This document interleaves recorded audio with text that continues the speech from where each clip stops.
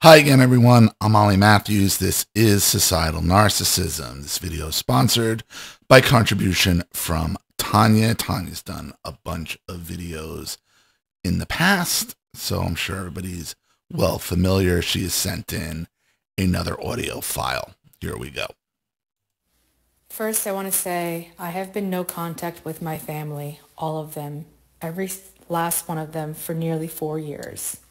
I went no contact in 2020. It started summer of 2020 and was realized by the end of November.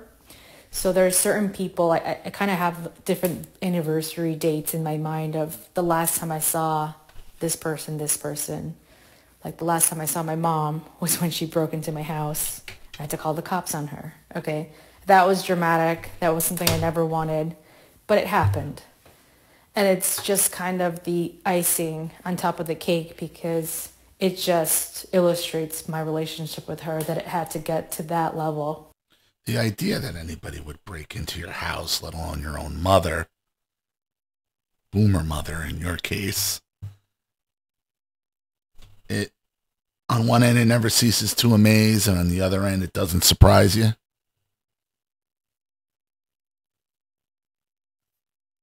It's just the lack of boundaries and the violation. I mean, you should just go back to those moments just to remind yourself when you're no contact of why you went in the first place. Anybody who would do that is not somebody who's going to have any respect for you, your boundaries, or your feelings ever. And I hate that whole experience with my mom in the beginning of August of 2020. So that was the last time I saw her face, the last interaction I ever had with her. And in June of 2020, my sister had come into town. It was, of course, another big family wedding. My cousin was getting married. And I decided to skip it. I had attended so many weddings at that point. I'm like, I've provided so many gifts, so many things, and here I'm still treated as, the outcast just because, Just because. Yeah, at some point, and I'm glad you learned that. You learned that lesson. You just got to say enough's enough. I'm going to keep showing up at weddings for these people who don't like me, disrespect me, use and abuse me. I'm trying to, please them with a nice gift, which I'm sure is always going to be not good enough. Remember the golden rule. The only way to win is not to play the game. It's a game you can't win. Because if you're playing it, you're losing. My cousins are a little bit younger than me, but then also growing up, just my parents, my father loved that my mom, alienated us from the rest of the family. So I desperately wanted family. And so not only was I living in this like closed system of abuse under my mom's reign of terror, but we didn't get to experience the typical things of having relatives close by. So, well, we did have relatives close by, but it just pretty much after I was a teenager, it was non-existent of family get-togethers just because my parents, both of them, were constantly fighting with both sides of my family. So yeah, I hear you, and it puts you in such a weird place because these people are your family and you don't know them. My mother alienated. Look, we've been through my family, my father's side, how weird they are, the alienation with my mother and my father trying to compete over there with his sister. And all I could tell you, and I'm sure, you already know, is that it just destroys any relationship, any feeling you have for these family members. Because you don't know them. You don't know them, they don't know you. They don't. I decided during lockdowns in New York, in upstate New York, that I was done. I I assessed my life and I made the decision. I had attempted to go into contact 5 years prior. I didn't have the tools. I had just learned about narcissism, and it flamed out or fizzled out very quickly. My first attempt, I wasn't ready, and regrettably, I did make another attempt in 2016, 2017 to really make one last go of it with my family. And in 2017, when they showed me, like, no matter how hard you tried, no matter what you do to appease them, to acquiesce, to bend over backwards and be in alignment with them, they are still going to set you up. They are still going to trick you. You're just never safe as the scapegoat. No, because there's no way to ever not be the scapegoat. You're going to be the scapegoat for life. And any attempt to avoid that is just going to further put the black sheep label, on you. I just fooled myself into thinking that I could have. And the other thing is, like, look, rarely does it take one attempt at no contact. Usually takes several attempts because you've been abused your entire life. You're going to start second guessing. They're going to hoover you in, hook you back in until you keep learning the lesson. Shit leopard don't change its spots. Just don't. This family, that I could create it, that I could nurture it myself when I'm dealing with a house of villains, essentially. And it's either perpetrators who are actively perpetrating me or people who allow the perpetration, or excuse me, I don't know if I'm saying that word properly, but people who allow me to be perpetrated to protect themselves. And those people who allowed me to be perpetrated were my two brothers, my two sisters, my mother, and to a large degree my father as well, even though he pretended to be my friend. They were my, I guess, primary perpetrators, and my two brothers were like... They're the enablers. That's what they are. You're dealing with a house full of enabling sociopaths. And what is a sociopath always doing? They're always calculating. They're always planning. They're always calculating. They're always conniving their next move. That's why they have this villain cloud over them, because that's what villains do.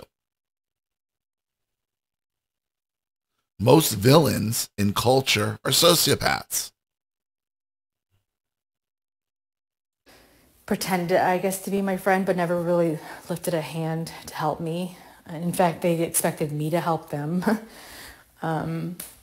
That's demon behavior. That's what the devil does. That's what demons do. Steal your soul. Steal your future. And which I had done since like childhood and adolescence. And I naively thought once we became adults, they would have their own minds and help me. But that never happened. And when I went no contact, I had naively thought I could have some sort of relationship with my brothers. I was not willing to let them go, to give up on that relationship, especially since I was a little bit like mother hen to them. We were very close in age, and I was a little bit older than the two of them. I made the same mistake. You think you've built some kind of bridge with the golden child. No, that golden child is just waiting for you to turn your back, jam that knife in it, twist it, and then light the bridge on fire. That's the golden child. I made the same mistake. A lot of us make the same mistake. Golden child has to go too. They all have to go. But you know that already.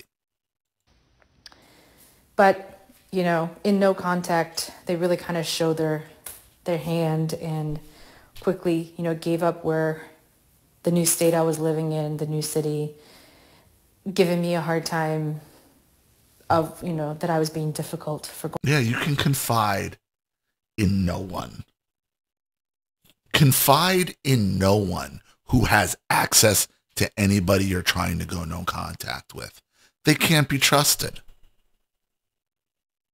Anybody who would knowingly be in contact with people like that cannot be trusted. Doesn't matter who they are. Cannot be trusted. Because 8 days out of 7, okay, they're gonna jam that knife in your back. They're gonna give you up.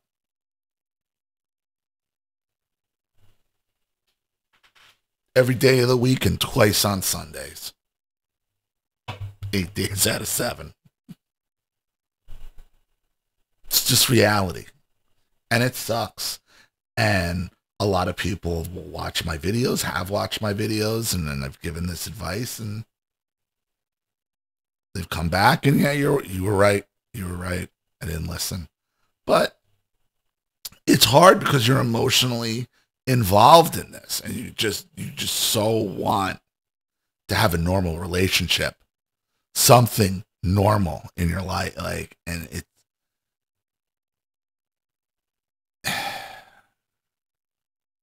just not going to happen. I will say this, and I'm not going to try not to make it about myself, like, but you know,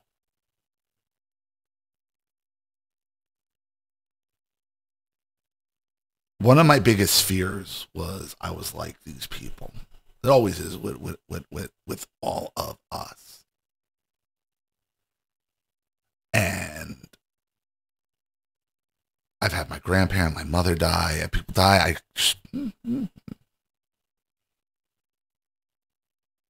Nobody who has died in my life has ever affected me. Except that cat. Like, and at least I know I could care about something, and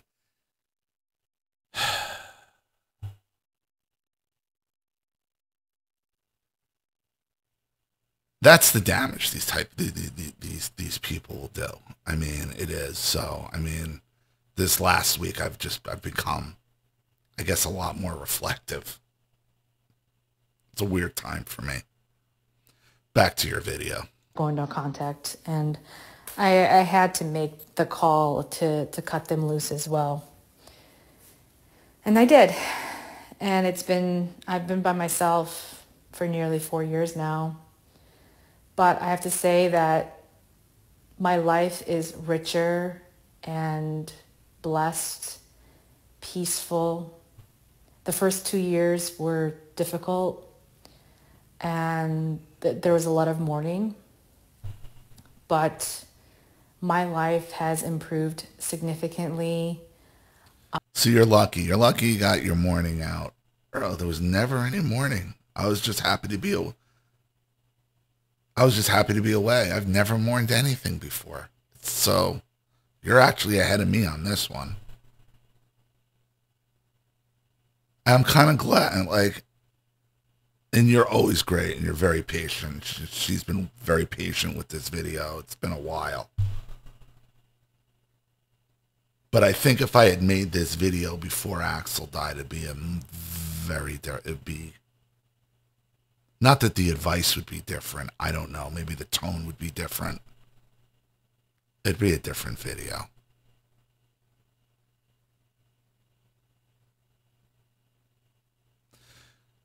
Because, you know why I'd be like almost yelling at you for mourning them? And now I kind of get it. And it's weird. Like, I can only feel. You're lucky you could feel that way about people. I can't. Maybe my daughter and Charlene. God forbid anything happens there. So hopefully it's not just animal related. But rationally, you shouldn't feel bad. You shouldn't. You shouldn't feel. You shouldn't mourn it. Logically, you shouldn't. But emotionally, you're going to, because you're mourning what wasn't and what could have been, and that sucks. I was very depressed when I was around my family. I was isolated. I almost became almost like a recluse just to protect myself. My personality had changed so much. I couldn't even carry a conversation.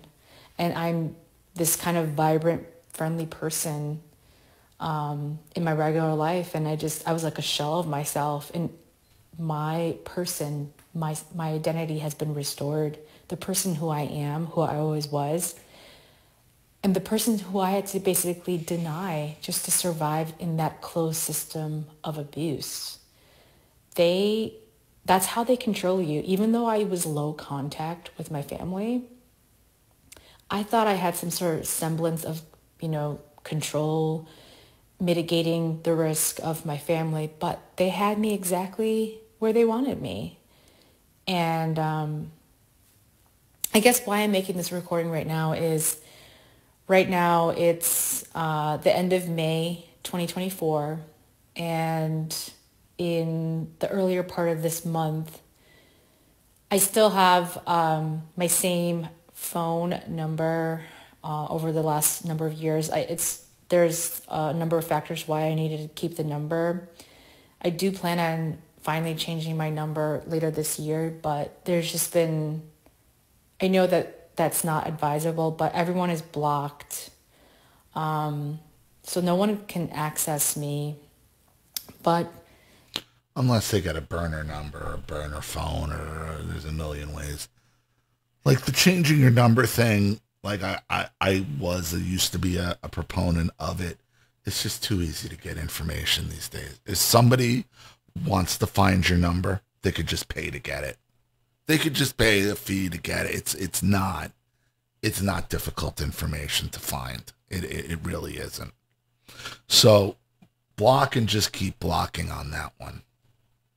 the people that I guess regularly call me are my father and like my grandmother, and my mother's never called me. Like, she just uses her flying monkeys and proxies, but the messages go to block messages. I remember when I first discovered it a couple years ago, I was like, oh gosh, look at all the voicemails from my father. And I never listened to them. Listening to all the stories in Ollie's channel, I just want to let the people know that submitted their stories that your experiences helped me greatly. Ollie has helped me greatly. A lot of the advice, it's a lot of trial and error, but I have to say, like, Ollie is right about so many things, and some of the warnings that were heeded by like some of the people that wrote their stories in. I just remember before I had experienced those specific situations of no contact and what happens after no contact, it was difficult to put myself in that position. But then once I was in that position, so for example, sometimes people say that they listen to a voicemail or they read a letter from someone that they went no contact with, and it like stirs up and opens up all these wounds. And so I just want to thank those people and Ollie that I didn't open up those wounds, because I don't want to hear my father's voice again. So all those voicemails. Oh, I get that. I totally get that. Even in dreams, like sometimes they might pop into a dream and you wake up and you're just mad. You're just mad because it was like you were like interacting with just, ugh. But thank you for the kind words, and I do appreciate it. And to my point, there is a lot of content on this channel, a lot. And I tell people, you got to go back into my older stuff. You got to really go back to the beginning and try to and go through the progression at the beginning, and the stuff you miss, or the stuff some of you rewatch it, you see it in a different way, or you grab something that you didn't get the first time. There's a lot of content. on this channel. And that's why everybody's story is important. And I try to leave as many of them up as possible. I just delete them. I never listen to them because I know that it's just, you know, manipulation. And I don't believe my dad. My dad just pretended to be my friend. He is that covert narcissist that married a borderline, who is my mother. And the two of them tag teamed all our lives. And the sad thing is he's pretending to be your friend when you needed him to be your father. That's the problem. They're not mothers and they're not fathers. None of them. None of them. Not real ones. You know, I thought that they were enemies, but man, did they, I guess, expose themselves when I went no contact, because they were definitely teamed up. So here I was thinking I was protecting my father since childhood from my mom. And he just kind of served me up on a silver platter to her. He was happy when I became the scapegoat, because before I became the scapegoat during middle school, he was the scapegoat. He was the target. So it was me. Once again, it's always about giving the narcissist, giving the borderline their red meat, their target. So the rest of us can live our lives the way we want and have a good time. Not you. You're Cinderella. You're Cinderella locked up in the tower. Everyone else, though. And how dare you for not accepting your lot in life? How dare you? He becoming the scapegoat gave him such a break. I mean, not that he was off the hook. My mom's a borderline, so anyone is a target at any point in time with people like that. But naturally. So why I'm making this recording is during the month of May, I got, I guess, a number of voicemails, and I had not checked it until this past week. I didn't even think to check it because it had been a while since, I guess, my father had called me. I thought he sort of gave up because the last call was like just before, like, I think New Year's Eve of 2023. So I was like, oh, maybe he finally gave up. Like, it's been a while since he's like reached out. And I was kind of like laying in bed the other day, and I was like, oh, I wonder if, I don't know why I just looked at blocked messages, because I was like deleting, I had like some spam voicemails that came through. And so I was like checking my phone, and I looked at my blocked messages. I was like, oh my gosh, there's like 5-6 messages here. And all of them were my dad except for one number. And so I saw the number was from a number from the city that I used to live in New York, the area code. And so I thought I could just like sort of read it and not listen to it, like, because it's all of in iPhones, all of the messages are transcribed, but it started playing right away. And so it was my aunt who called me. My dad is one of 6 children. He's the oldest. Both my parents are the oldest in their families. And it's one of my dad's younger brothers, his wife. So she... Man, they really do work their way down the chain of flying monkeys to keep throwing at you, hoping one hits. They really do. Married into the family, and she was one of like the nicer ones.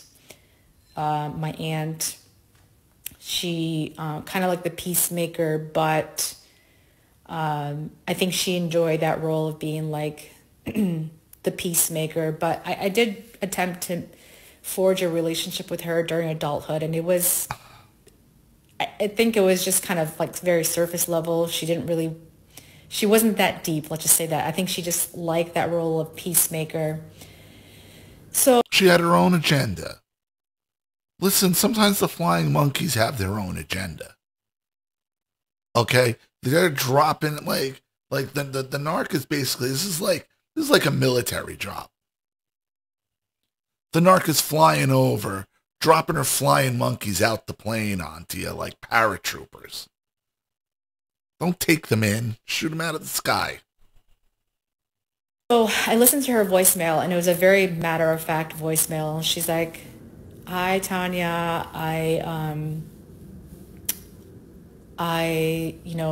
Your grandmother has passed away.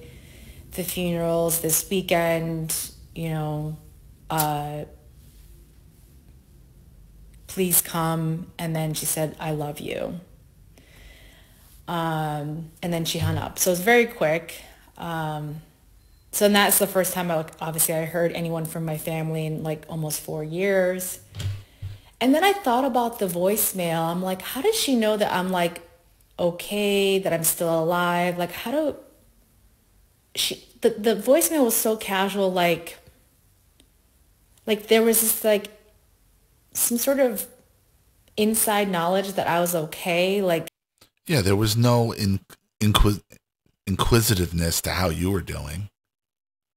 It was just assumed everything was well with you. You figured after that, I'm like, I hope you're okay. Nope, nope. But she probably don't even realize it. I mean, because she's into whatever her own agenda is, you know, she's not thinking like that. she didn't ask me if I was okay. It was just kind of like, hey, grandma died, you need to come. But like, how does she know where, like, my status in life? There wasn't like, I hope you're doing well, nothing like that. And not that I expect anything from her, but like after, I guess I listened to the voicemail, I'm like, I guess they have this expectation. And my mom did start, the smear campaign has been running all my life, but my mom made up two really big lies about me when I went no contact. And I basically moved. I sold my condo and I moved to a different state. And thankfully nobody knew. I told my two brothers and they kept it a secret. So my Permanently? For how long? I thought they gave that up too.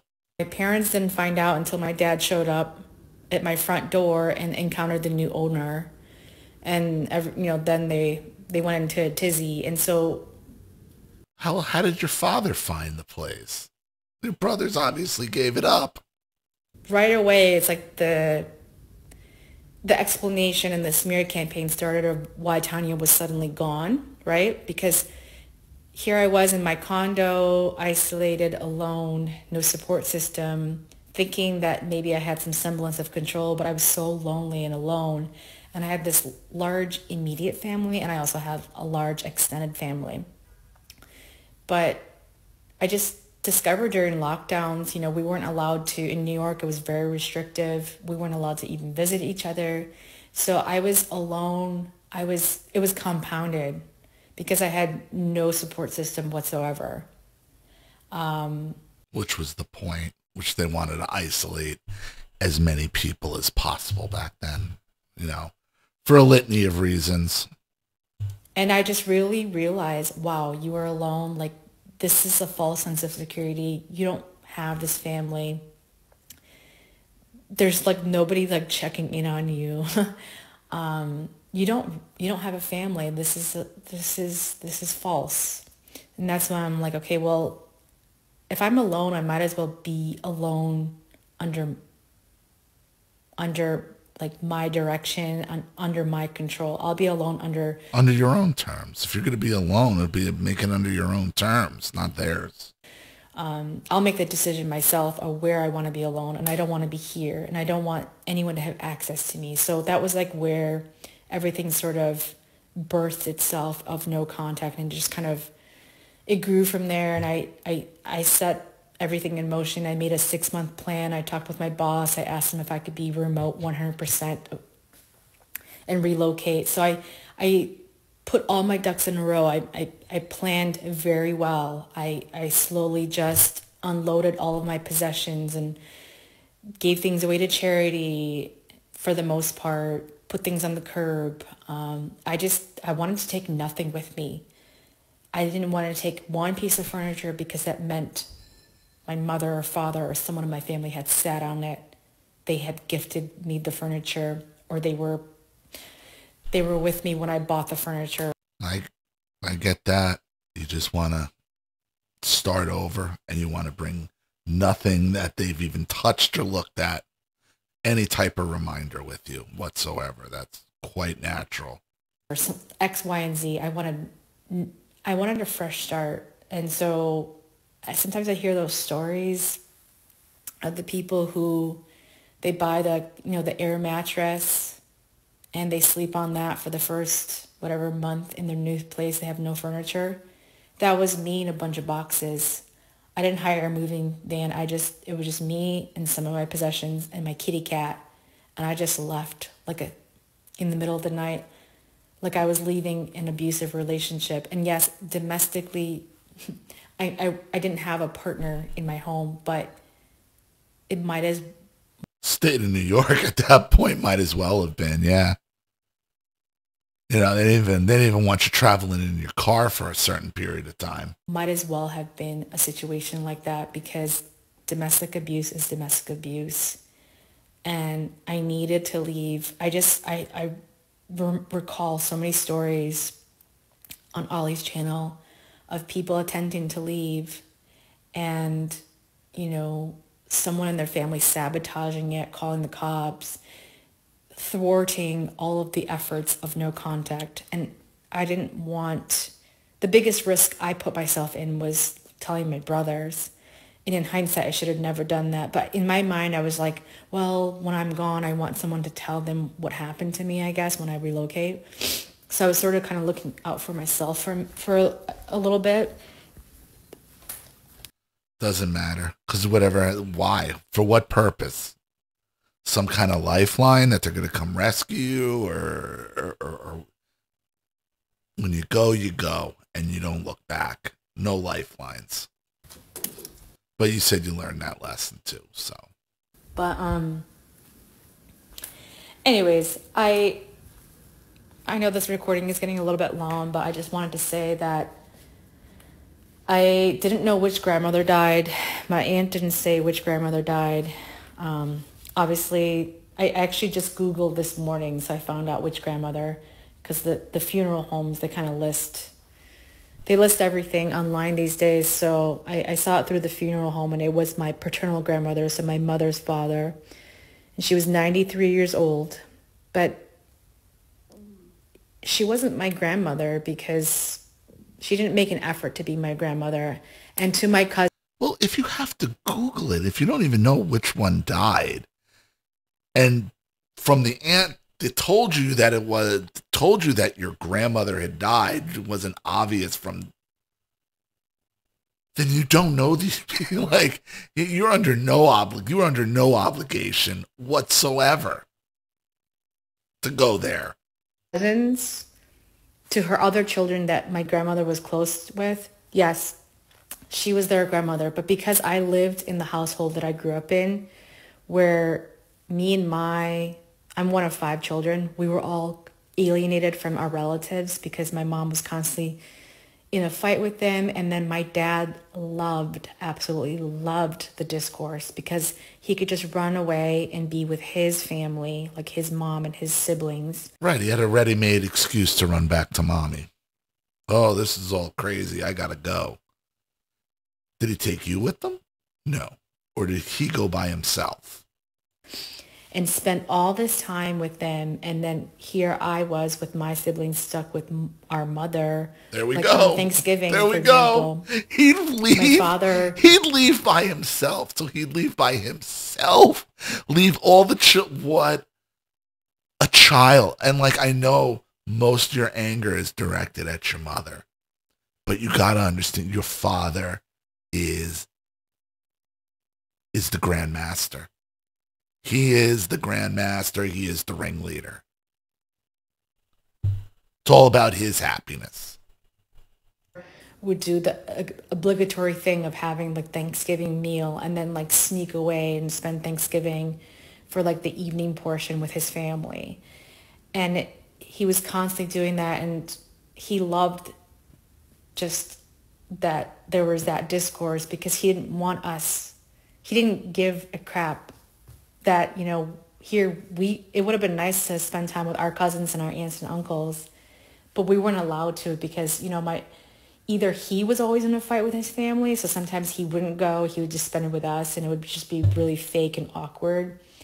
And it pumped up my mom of that victim. Oh, I'm such a victim. Look how alone I am. Look how he abandons me. That typical borderline spiel. Right. They're playing their roles. It's just a giant role play. But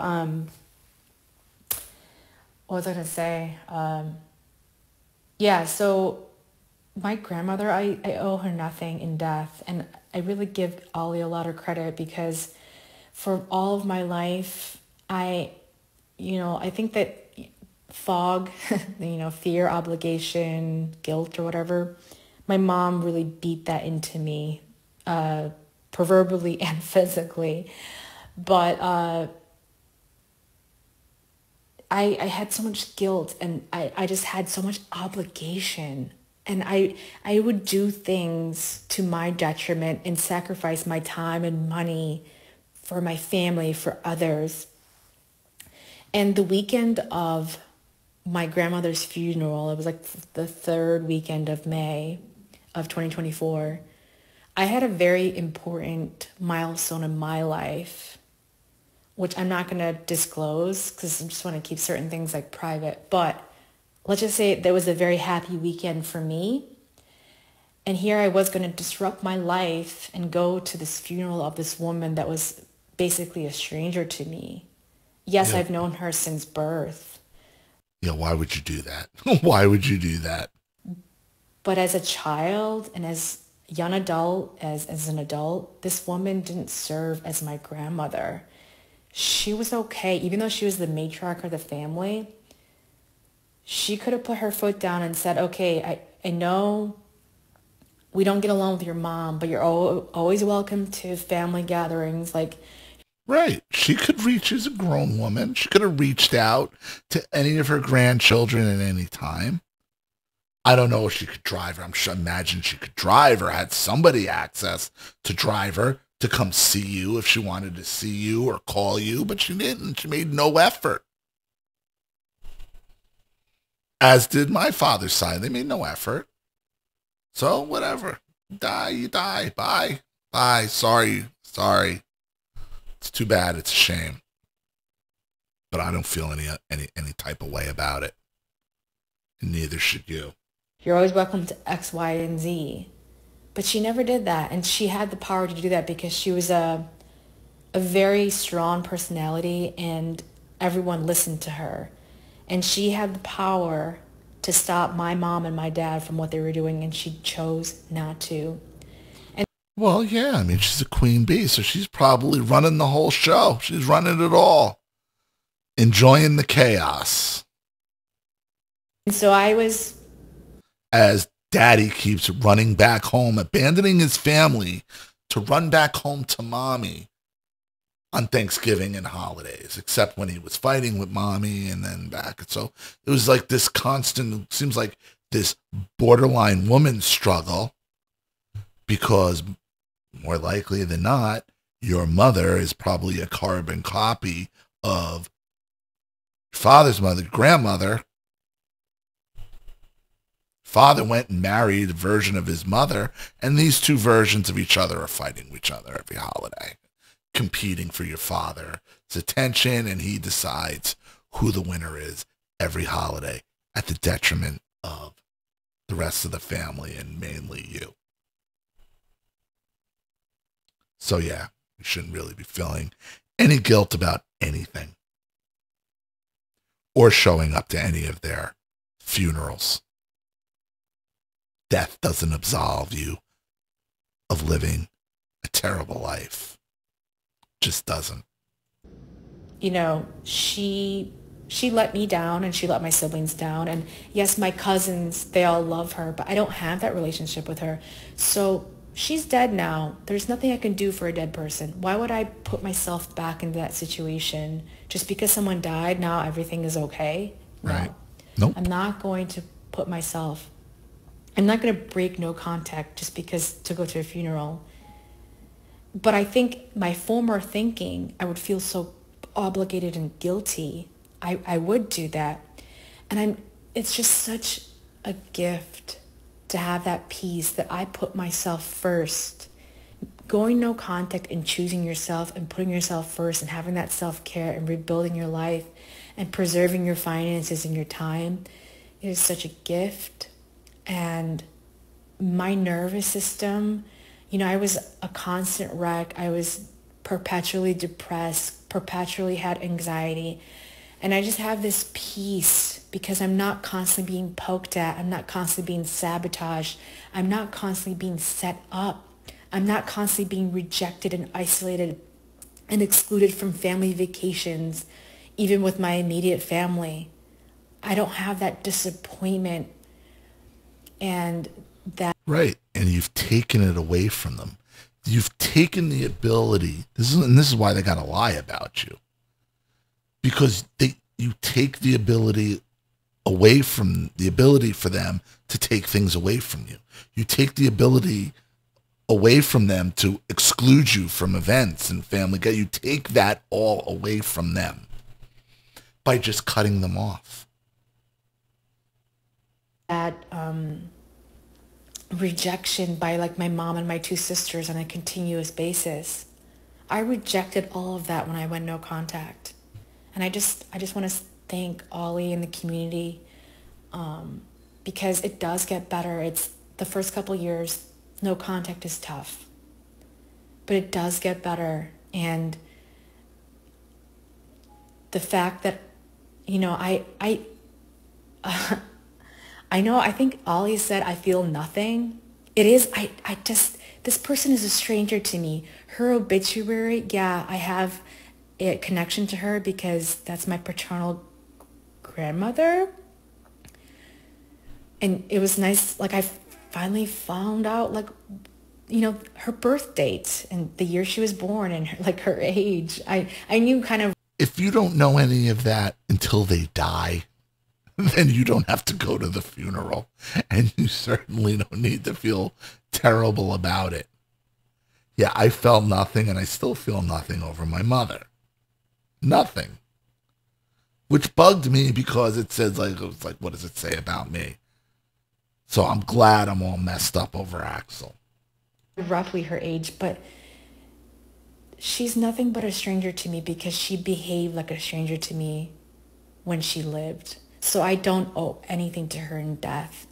Just like she didn't do anything for me, I don't owe her anything. And yet my family thinks I have to drop everything and go to her funeral. No, that's not how it works. And I will leave it with one last thing here. So one thing I've realized in going no contact is, I grew up Christian, and my family, they use Christianity, they weaponized it, especially respect your mother, honor your mother and father. And I was one of those people that actually I took Christianity seriously, but I didn't realize that I had so many fakers around me that just exploited Christianity to their advantage. And there's a verse in Romans, it's chapter 12. It says, never repay evil for evil.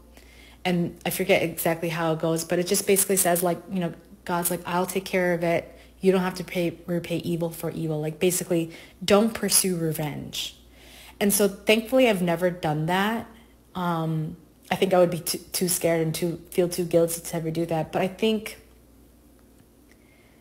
I've said this your revenge is no contact. Your no contact is your revenge. I have to go on a campaign to prove why my family's bad. Me leaving and I have to say. Who are you proving it to at this point? You're only trying to prove it to yourself. And always remember that. Because you're the only one who really matters. My relatives, they all liked me. They all thought I was pleasant. I got along with all of them. And that's one of the reasons, my father and my mother always called me the favorite one. They like you the best. Yeah, jealousy. They like me the best. Jealousy, competition with these people. You think those are throwaway comments? They're not. They mean something. But I got no benefit from it just because they never really let me in. I never really got to have that quality time with them. Exactly. Just them being nice to you was enough to offend your parents. Think about that. Think about that. Think about how empty and shallow and insecure your parents are. All they were was halfway decent to you. Oh, you're the favorite. Okay, thanks. Great. Them, yeah, they liked me, but from a distance. So what I realized recently in no contact is me leaving is making a statement. Because, for example, at family gatherings like weddings and funerals and other occasions, I just know that the way that culturally, I'm from Eastern Europe. I came here as a child, but I consider myself American. But culturally, I just know how that culture works. Everyone's kind of like the attendance checklist, where is everyone? Why did this person not show up? X, Y, and Z. Everyone's keeping tabs on everyone. Mm-hmm. And I just know that, like, my father desperately calling me to let me know about my grandmother passing, it was self-serving because he wants that attendance check, because by me not being there, it's like a reflection on him. And that wasn't my... Right. You can't maintain the illusion without you there, Can't be like, well, Tanya finally had enough of our nonsense. And she up and left in the middle of the night in 2020 and never looked back. So, yeah, is this still an open bar? No? Okay. I mean, that's how that conversation's going to go, My goal wasn't like retribution or revenge or anything. My goal was self-preservation. I wanted to put myself first for the first time in my life. I wanted to save myself. My goal was me. It had nothing to do with them. But in hindsight, now looking, I guess, full circle, now that I'm out of it and I've extricated myself, I think that's part of it, is they have to explain for the rest of their lives why I'm not there. And right. I think people eventually catch on, hey, she left for a reason. You must be a terrible person. And even though my mom spread two really awful rumors about me, she lied that I lost my house to foreclosure. And it's like, really? It was 2020. It was a seller's market. So I sold my condo within a matter of weeks. And then they're always going to assume the worst or try to put the worst possible on you. Culturally, this is a stigma, I think, regardless of what culture you're in. But my mom invented a baby. She said I had a baby and that I had a baby out of wedlock, and that's why I suddenly had to leave. And they had this thing that, like, oh, they wish that I knew I was in dire straits so that I could move in with them. And, if only they knew. And I'm like, no, I'm keeping my job. I'm working remote. I'm financially secure. I don't have a baby. But they love to invent and explain away why you're no longer there. So I'm just going to leave it there. But I want to They really don't. You see, if they can keep bashing you, but if they keep bashing you like that, I mean, it does take its toll. And people know. See, they can stand there like something like at a wedding where the family's there. They could say whatever they want. But the family all knows what the truth is because they're all in on it.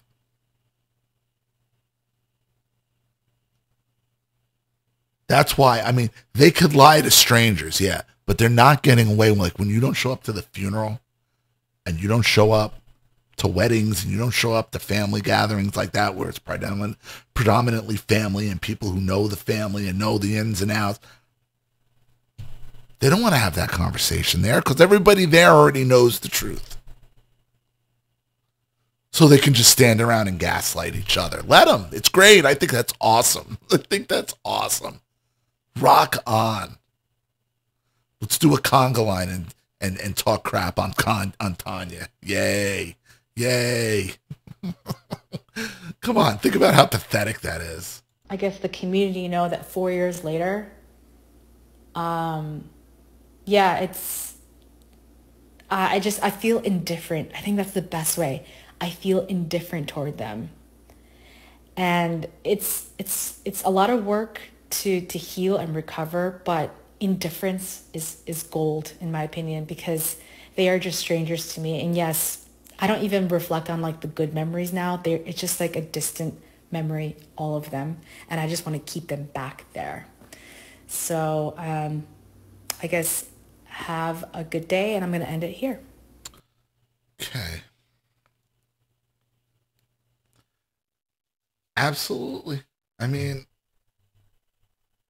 let them worry. Let them worry about explaining why you aren't at these gatherings. Let them deal with it and enjoy it, and enjoy knowing, okay, that they're going to have to stand there and gaslight each other. Don't let these flying monkeys get to you. Don't let them near you. And again, the longer you stay no contact with these people, the more clarity and the more confidence you're going to gain. Okay? Let them explain. They know. Everybody knows. So, I hope that helps. Thank you so much for another contribution and story, Tanya, and your patience. I really appreciate it. Thank you to everybody watching. Please leave any opinions or advice in the comment section below. And again, if you want your story read on the channel, you have a topic you'd like me to cover, something you'd like to expose, you'd like to set up a Skype, a phone call, have a private video made, you'd like to sponsor a video like this for someone who needs help and can't afford it, or just make a contribution to the channel in general to keep it supported, growing, and successful, because this channel survives 100% on contributions from all of you. Without you guys, all of this goes away. So if you like what you see here and you want to see more videos like this, you know what to do with either the Cash App, Zelle, PayPal, and email links in the description box below. Also, please like and share this video wherever you can. Subscribe to my channel on here, both my channels on Rumble. Follow me on X and Telegram as well. I'm Ollie Matthews. This has been Societal Narcissism. Take care, everyone.